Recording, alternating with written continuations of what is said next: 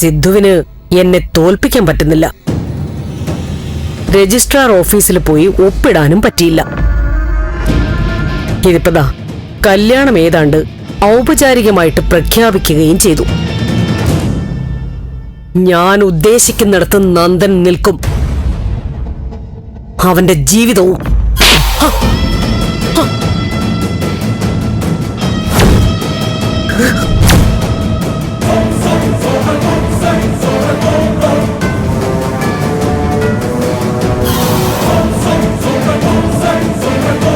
ഒരു പെൺകുട്ടിയുടെ ജീവിതം താറുമാറാക്കി തനിക്ക് ജയിക്കണമല്ലേ? ഞാൻ ജീവനോടുണ്ടെങ്കിൽ എന്റെ മോനും അവന്റെ ഭാര്യയും ഒന്നിച്ചിവിടെ ജീവിക്കും.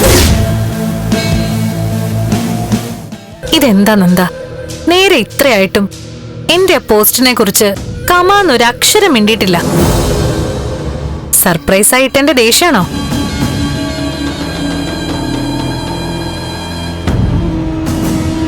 നമുക്ക് ഒരുമിച്ചിട്ടാ മതിയായിരുന്നു, അങ്ങനെയാണോ മനസ്സില്? ലൈക്ക് വന്ന് മറിയ കുട്ട വെച്ച് വാര അമ്മാതിരി ലൈക്ക, അതിനൊപ്പം തന്നെ കമന്റ്സും.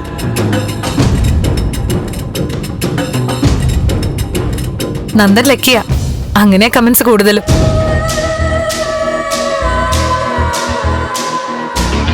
ഞാൻ റിപ്ലൈ കൊടുത്തിട്ടുണ്ട്, നന്ദനെ പോലൊരു പയ്യനെ കിട്ടിയ ഞാനാ ലക്കിന്ന്. എന്തെങ്കിലും ഒന്ന് പറ നന്ദ.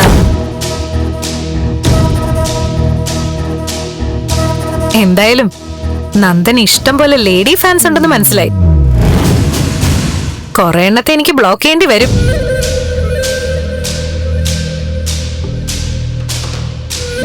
പിന്നെ ഞാനല്ലാതെ ഒറ്റ പെണ്ണുങ്ങളെ ഞാൻ അടുപ്പിക്കാൻ പോകുന്നില്ല.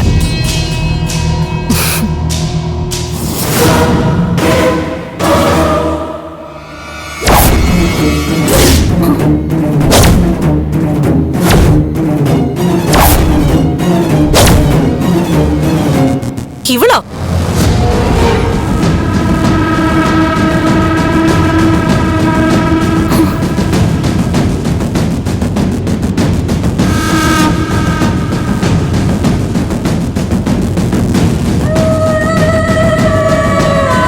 ഇവളിപ്പോ എവിടുന്നാ വന്നേ?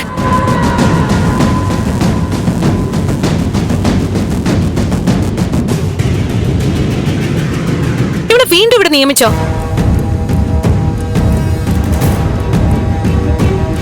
ഞാൻ അന്ന് പറഞ്ഞതല്ലേ ഇവിടെ പറഞ്ഞു വിടണമെന്ന്.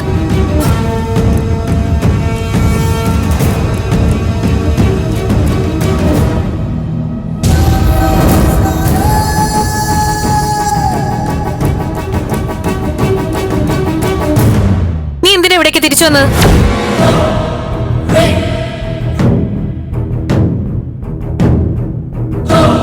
ചോദിച്ചത് കേട്ടില്ലേ?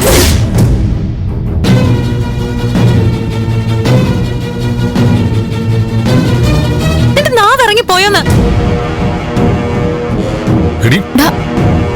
വേണ്ട. നീ ആര് പറഞ്ഞിട്ട് ഇവിടെ വന്ന് കേറിയെന്ന്?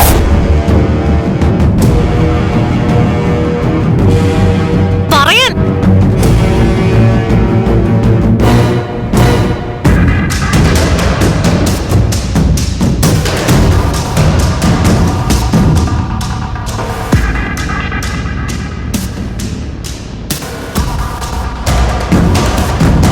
രജനേച്ചി, ഇവിടെ ആരാ ഇവിടെ വിളിച്ചു കയറ്റിയത്?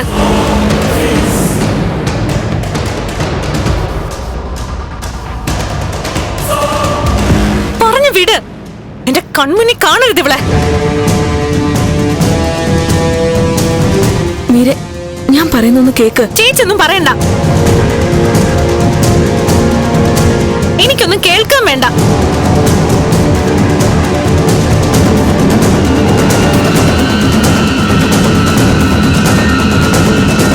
ഇവിടെ പറഞ്ഞു വിടാൻ പറ്റുമോ ഇല്ലയോ അത് മാത്രം അറിഞ്ഞാ മതി.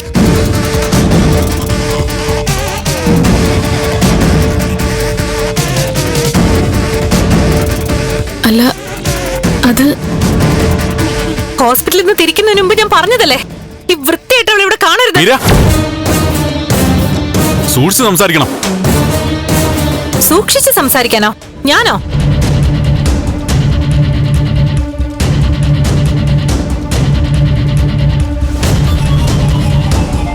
നീ എന്തിനാ എന്നോട് ചൂടാവുന്നേ?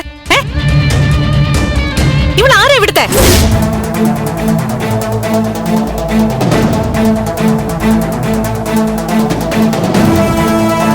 എല്ലാരും പ്രതിമകളെ പോലെ നിൽക്കുകയാണല്ലോ.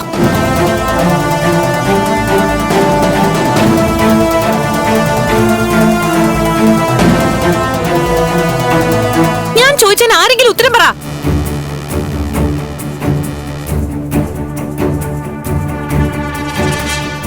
ഞാനിപ്പോ അങ്ങോട്ട് ചെന്ന നന്ദൻ പൊട്ടിത്തെറിക്കും.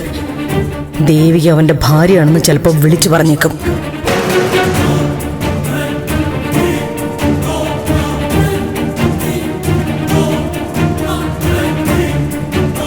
അങ്കിളെ, അവളെ ഇവിടെ ഇറക്കി വിട്.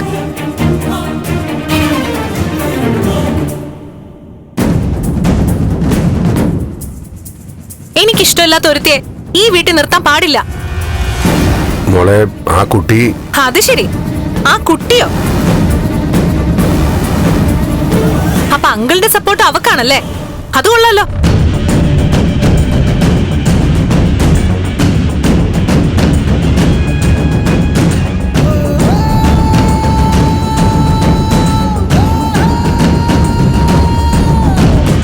എടി,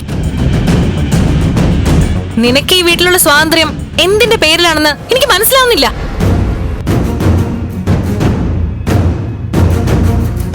പക്ഷേ എന്നെക്കാളും മേലെ ഒരു അവകാശം ഇല്ലാത്ത ഒരുത്തിയാ നീ.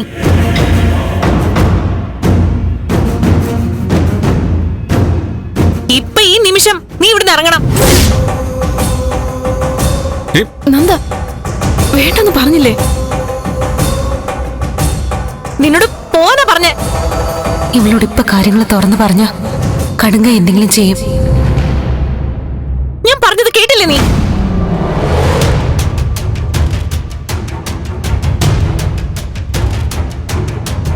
എന്റെ ലൈഫിൽ ഒന്നോ രണ്ടോ പേരെ ശത്രുക്കളായിട്ടുള്ളൂ. അതിലൊരുത്തി നീയാ.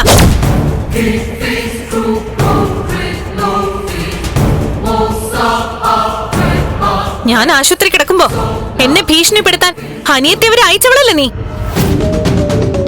അവൾ അന്ന് പറഞ്ഞ ഓരോ വാക്കും എനിക്ക് ഓർമ്മയുണ്ട്. അവളോട് വരാൻ പറ, ഇപ്പൊ വരാൻ പറ.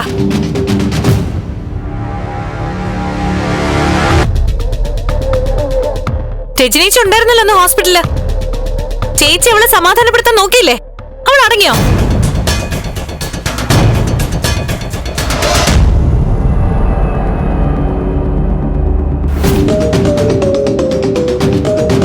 വിളിക്കടി നിന്റെ അനിയത്തെ, വെട്ടി നുറുക്കും ഞാൻ അവളെ.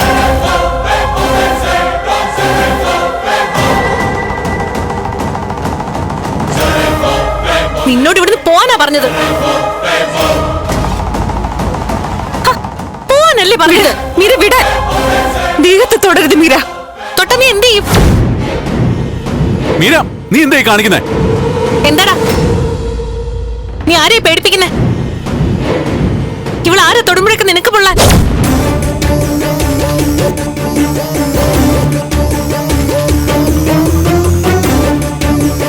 ഇവള് നിന്റെ ആരാണെന്ന്?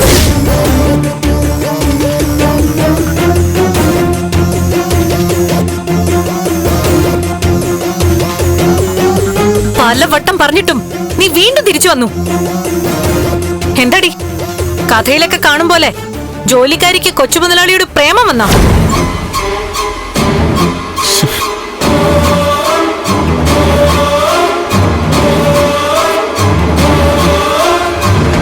വന്നോടി. മീരെ, വെറുതെ എന്നോട് തർക്കിക്കാൻ വരരുത് പ്ലീസ്.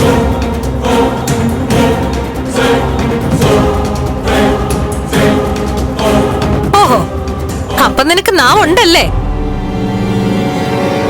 എന്നേക്കാൾ അധികാരവും അവകാശവും മീരയ്ക്ക് തന്നിട്ടുണ്ട് ഇവിടെ എല്ലാവരും.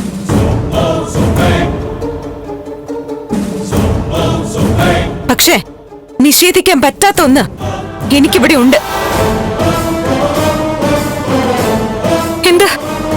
എന്താടി പറ.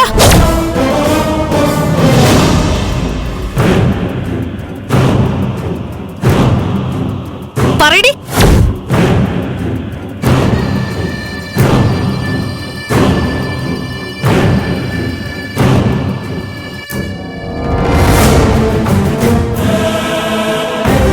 ദേവിക, മീരമോളെക്കാളും മുകളിലല്ല ഒരു ഹോം നഴ്സിന്റെ സ്ഥാനം. ഹോം നേഴ്സ്, നിന്റെ സേവനം ഇവിടെ വേണ്ട. ഇറങ്ങി പോടി ഇവിടുന്ന്. പറ്റില്ല മീരെ.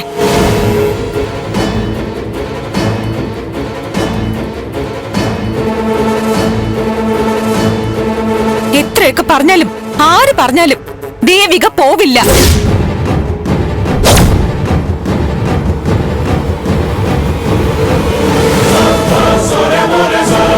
എനിക്ക് ഈ വീട് വിട്ടു പോവാൻ പറ്റില്ല. ദേവിക, നീ ആരോടാ സംസാരിക്കുന്നതെന്നറിയോ? ഒന്ന് നിർത്താൻഡി. ഈ വീട്ടിലെ പ്രഭാവതിയേക്കാൾ ഉച്ചത്തിൽ ഇവളുടെ ശബ്ദം ഉയരുന്നുണ്ടെങ്കിൽ അതിനർത്ഥം ഇവൾക്ക് ഇവിടെ അത്ര വലിയൊരു അധികാരം ഉണ്ടെന്ന് തന്നെയാ.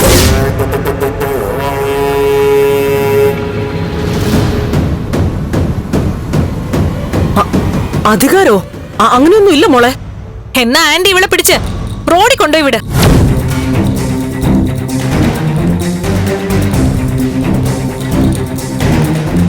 ഇറക്കി വിട് ഇവളെ. അത് മോളെ. എന്താ പറ്റില്ലേ? അല്ല മോളെ, അവളുടെ അവസ്ഥ. മതി, മതിയാക്ക്.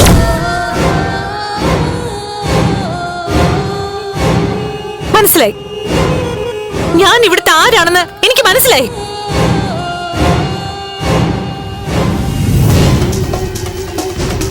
ഞാനാ പോവേണ്ടത്. ഞാൻ ഇവിടെ അധികപ്പറ്റ. മീര മോളെ. മീര.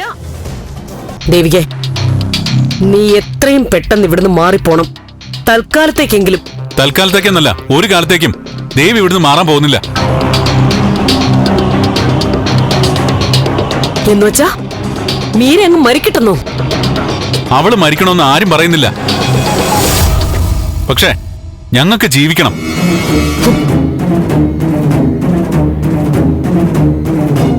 ഞങ്ങളുടെ ജീവിതം ഒരു ഭീഷണിക്ക് മുന്നിലും ഇനി അടിയറ വെക്കില്ല. അവളിവിടെ വന്നൊരു പ്രകടനം നടത്തിയപ്പോ ഞാൻ മിണ്ടാതെ നിന്നത് ഞങ്ങളുടെ കാര്യങ്ങളെല്ലാം തീരുമാനിച്ചുറപ്പിച്ചോണ്ടാ. അവള് മരിക്കുന്നെങ്കിലേ അത് അവളുടെ ഇഷ്ടം. മര്യാദയോടെ സംസാരിക്കടാ. ആരാ മര്യാദയില്ലാത്ത പ്രവൃത്തി കാണിച്ചേ? എന്റെ കല്യാണക്കാരെ അറിയിച്ച് അവള് വീഡിയോ ഇട്ടേക്കുന്നു. അത് മര്യാദയാണെങ്കിലേ ഇത് മര്യാദ തന്നെയാ. ഞാനും ഇടാൻ പോവാ വീഡിയോ. സിദ്ധു, ഇത് തീക്കളിയാ. നന്ദനെ പറഞ്ഞ് മനസ്സിലാക്ക്. ഇതോടെ ഈ കുടുംബം തകരും. സിദ്ധു, ശബ്ദം ഉണ്ടാക്കരുത്.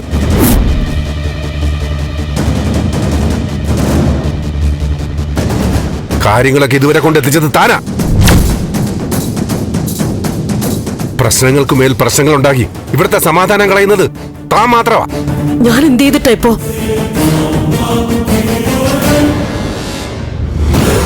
ദേവിക്ക് ഈ വീട്ടിൽ നിന്ന് പറഞ്ഞയച്ച സാധ്യമല്ല.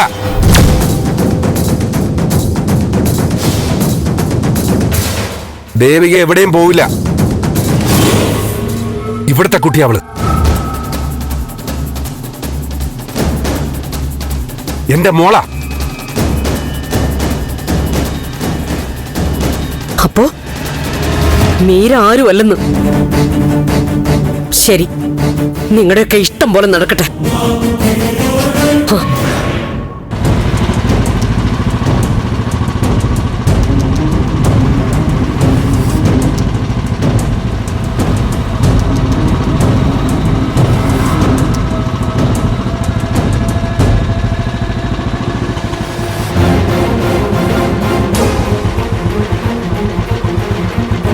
മീര,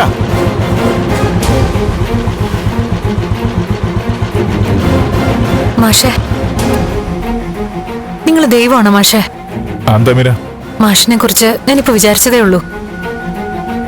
അതിനിടയിൽ ഇതേ പ്രത്യക്ഷപ്പെട്ടു. അല്ല, മീരപ്പിത് എങ്ങോട്ട് പോവാ? ആ, എനിക്കറിയില്ല. പിന്നെ റോഡ് എങ്ങോട്ടാണോ അങ്ങോട്ട്. കന്യാകുമാരിക്കാണെങ്കിൽ കന്യാകുമാരിക്ക്, കാശ്മീരിലേക്കാണെങ്കിൽ കാശ്മീരിലേക്ക്. തെളിച്ചു പറ, വീട്ടിലെന്തെങ്കിലും പ്രശ്നമുണ്ടോ? എനിക്ക് സ്വസ്ഥമായിട്ടിരിക്കാൻ ഒരു സ്ഥലം വേണം. എന്നെ സമാധാനിപ്പിക്കാനും സംസാരിക്കാനും ഒരാളും വേണം.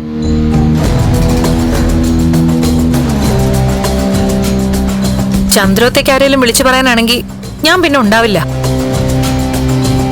തിരിച്ചു പോവില്ലെന്ന് ഉറപ്പിച്ചിട്ടാ ഈ രാത്രി ഞാൻ അവിടെ നിന്ന് ഇറങ്ങിയത്. അവരാരും എന്നെ മനസ്സിലാക്കുന്നില്ല. എനിക്ക് ഡിപ്രഷൻ അടിക്കുന്നു മാഷേ. മീര താവന്ന് കേറ്.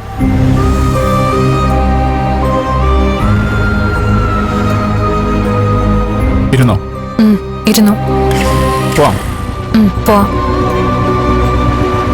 എങ്ങോട്ടാ പോകുന്നതെന്ന് ചോദിക്കുന്നില്ലേ? മാഷിന്റെ കൂടെ എവിടെയും ഞാൻ വരും. പക്ഷെ ചന്ദ്രോത്തേക്കാണ് പോകുന്നെങ്കിൽ ഞാൻ വണ്ടിന്ന് ചാടും.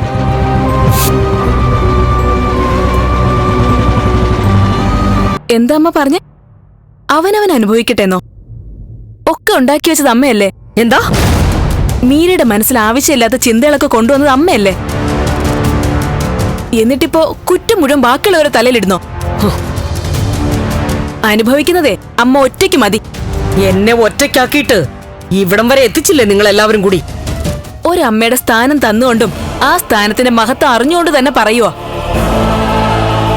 മീരയുടെ കാര്യത്തിൽ എന്ത് സംഭവിച്ചാലും അത് അമ്മയുടെ മാത്രം കുഴപ്പം കൊണ്ടാ.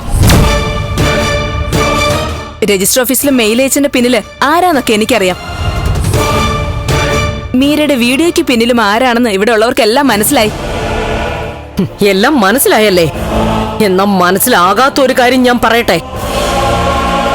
മീരെ ജീവനോടെ വേണമെന്നുണ്ടെങ്കിൽ ദേവികയെ ഇവിടുന്ന് ഇറക്കി വിടണം. അതിന്റെ ഉത്തരം നന്ദ നേരത്തെ പറഞ്ഞു കഴിഞ്ഞു. അത് നടക്കാത്ത കാര്യവാ. അമ്മേ, അഥവാ മീരയ്ക്ക് ജീവൻ നഷ്ടപ്പെടുവാണെങ്കിലേ അതിന്റെ ഉത്തരവാദിത്വം ഒരേ ഒരാൾക്കാ. ചന്ദ്രോത്തെ പ്രഭാവതിക്ക്. അമ്മ മീരയുടെ ജീവൻ വെച്ച് വില പേശുവാ, ചില കൊള്ളക്കാരെ പോലെ. മീര അറിയുന്നില്ല അവളിപ്പോ അമ്മയുടെ കയ്യിലെ കളിപ്പാവയാന്ന്. അമ്മയുടെ ദുരഭിമാനം കാത്തു സൂക്ഷിക്കാനുള്ള ഒരു ഇര, ഒരു ഉപകരണമാണെന്ന് അവൾ അറിയുന്നില്ല. നിർത്തി, അധിക പ്രസംഗം പറയുന്നു. അമ്മ എന്നെ ചീത്ത പറഞ്ഞോ, തല്ലിക്കോ, പക്ഷെ പറയാനുള്ളത് ഞാൻ പറയും. മീര ഇപ്പൊ ഇവിടെ നിന്ന് ഇറങ്ങിയിട്ടും അമ്മ അവളുടെ പുറകെ പോയില്ല. കാരണം എന്താന്ന് ഞാൻ പറയട്ടെ. അമ്മയ്ക്ക് ഇവിടെ നിന്ന് അവസരം മുതലെടുക്കണം. മീര അങ്ങനെ ചെയ്യും, മീര ഇങ്ങനെ ചെയ്യൂന്ന് പറഞ്ഞ് പേടിപ്പിച്ച് ഇവിടെ ദേവികയെ ഓടിക്കണം. പാവം ദേവിക നന്ദനെ വിളിച്ചോണ്ട് പോയിരിക്കുവാ മീരയെ കണ്ടുപിടിക്കാൻ. മീരയ്ക്ക് ആപത്തൊന്നും വരാതെ നോക്കാൻ. അവരിവിടെ ഇല്ലേ? ഞാൻ പറഞ്ഞില്ലേ, ദേവികയ്ക്ക് മനുഷ്യത്വമുണ്ട്. മീരയുടെ ജീവൻ അവൾക്കിപ്പോ പ്രധാനം. മീരയെ കണ്ടെത്തിയ നന്ദൻ മീരയോട് എല്ലാ കാര്യങ്ങളും തുറന്നു പറയുകയും ചെയ്യും.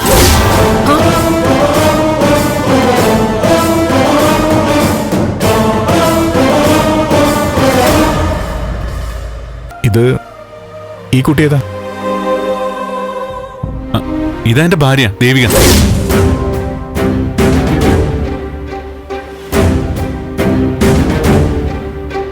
അപ്പോ മീരയോ?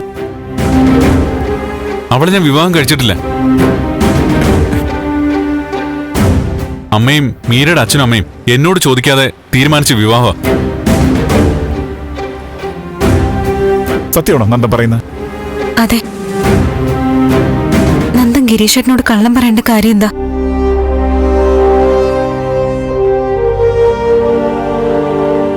മീര എന്നെ കല്യാണം കഴിക്കണമെന്ന് പറഞ്ഞോണ്ട് നടക്കുന്ന കുട്ടിയാ. എനിക്കൊന്നും മനസ്സിലാവുന്നില്ല നന്ദ. ഞാൻ പറയാം, വ്യക്തമായിട്ട് പറഞ്ഞുതരാം.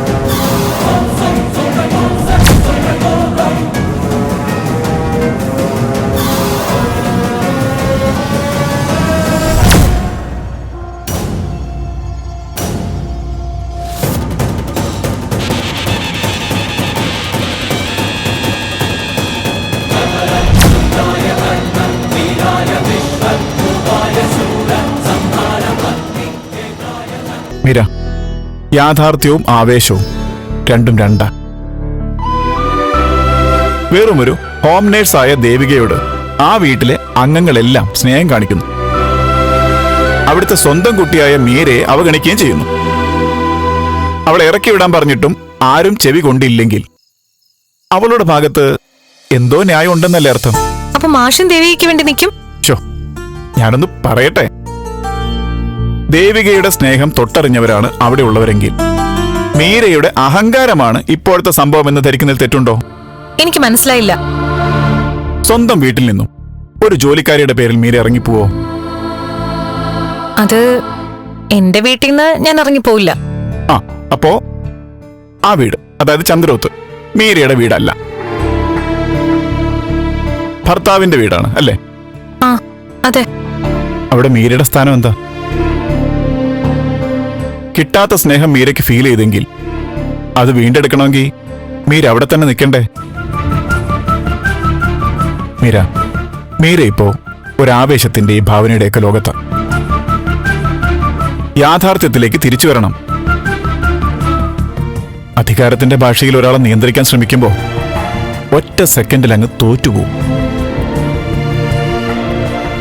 പക്ഷേ സ്നേഹത്തിന്റെ ഭാഷയിൽ ശ്രമിച്ചാലുണ്ടല്ലോ, തോൽവി അറിയേണ്ടേ വരില്ല. ദേവിക ആ ഭാഷയിൽ വിജയിച്ചു നിൽക്കുക. എവിടെ അവളെവിടെ?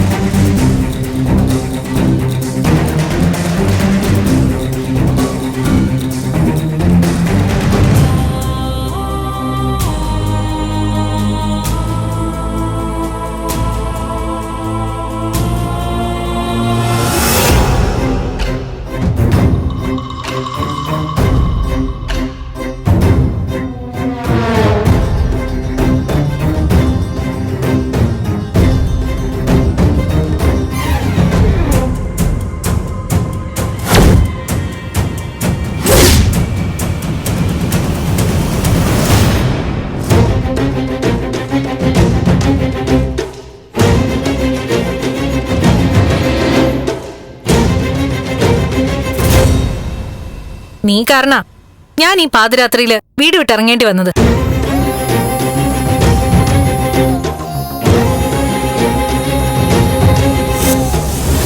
നീ കാരണ ഞാൻ മരിക്കാൻ തീരുമാനിച്ചത്. നീ കാരണ ഞാൻ ഒറ്റയ്ക്ക് തെരുവിലൂടെ അലയേണ്ടി വന്നത്. അങ്ങനെ അലഞ്ഞപ്പോഴാ ഞാൻ വീണ്ടും മാഷിനെ കണ്ടത്. അങ്ങനെ മാഷിനെ കണ്ടപ്പോഴാ ഞാൻ പുതിയ മീരയായത്.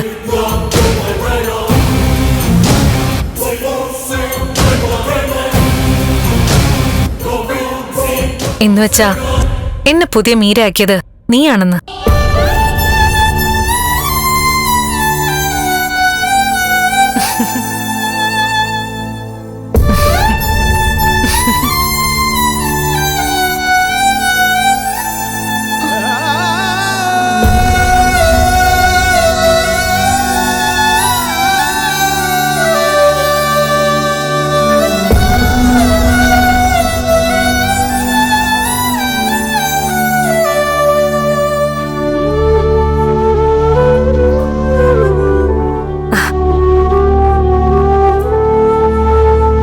നിന്നോടുള്ള പിണക്കം, ദേഷ്യം, വാശി ഒക്കെ അവസാനിച്ചു ദേവിക.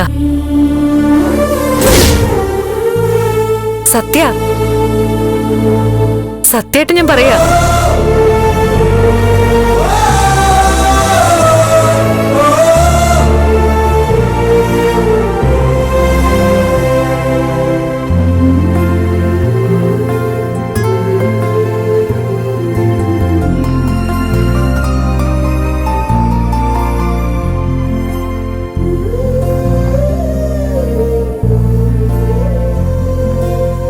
ആന്റി, ഇന്നലെ വരെ എന്നെ സംബന്ധിച്ചിടത്തോളം ഇവൾ എന്റെ ഏറ്റവും വലിയ ശത്രുവായിരുന്നു.